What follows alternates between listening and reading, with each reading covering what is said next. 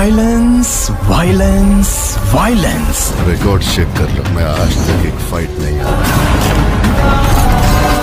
Guys এই ভিডিওতে কথা বলবো ইন্ডিয়ার টপ 5 হাইয়েস্ট গ্রসিং ফিল্মগুলোর সম্পর্কে। ভিডিওটা অনেক মজাদার হতে যাচ্ছে, আপনারা ভিডিওটার সাথে পুরো থাকুন। ইন্ডিয়ার হাইয়েস্ট গ্রসিং ফিল্মগুলোর মধ্যে টপ 5 নম্বরে আছে এই বছরে রিলিজ হয়েছে প্যান ইন্ডিয়া সুপারস্টার ডার্লিং প্রভাসের কালকি ফিল্মটার বাজেট 600 কোটি রুপি। এখন অবধি ফিল্মটা টোটাল ওয়ার্ল্ড ওয়াইড থেকে 1160 কোটি রুপি আয় করেছে। ইন্ডিয়ার হাইয়েস্ট গ্রসিং ফিল্মগুলোর মধ্যে টপ 4 নম্বরে আছে রকেনচেস্টার ইয়েসের কেজিএফ চ্যাপ্টার 2 ফিল্মটা 14 এপ্রিল 2022-এ ওয়ার্ল্ড ওয়াইড রিলিজ করা হয়েছিল। 100 কোটি টাকা ফিল্মটার বাজেট। ফিল্মটার life time total box office collection করেছে 1250 কোটি রুপি। ইন্ডিয়ার হাইয়েস্ট গ্রসিং ফিল্মগুলোর মধ্যে টপ 3 নম্বরে আছে জুনিয়র এনটিআর ও রামচরণের তিপ্পালার ফিল্ম। এই ফিল্মটা 25 মার্চ 2022-এ ওয়ার্ল্ড ওয়াইড রিলিজ করা হয়েছিল। ফিল্মটার বাজেট 550 কোটি রুপি। টোটাল ফিল্মটার লাইফ টাইম কালেকশন করে 1389 কোটি রুপি।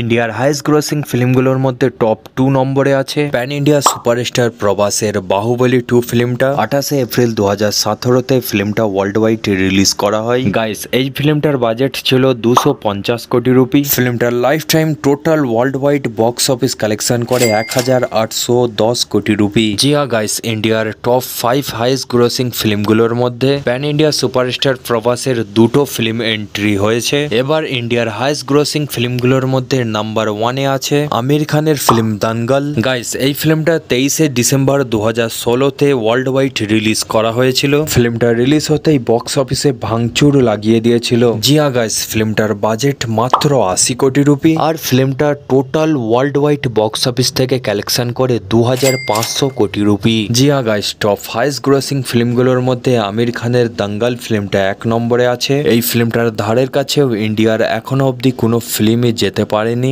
গাইস আপনাদের কি মনে হচ্ছে আমির খানের দাঙ্গল ফিল্মটার record pan India superstar Prabhas কি ভাঙতে পারবে? অবশ্যই কমেন্ট করে জানাবেন। আর এইরকম বক্স অফিস কালেকশনের আপডেট জানার জন্য আপনাদের চ্যানেল বাংলা রিভিউকে সাবস্ক্রাইব করে আমাদের পাশে থাকবেন।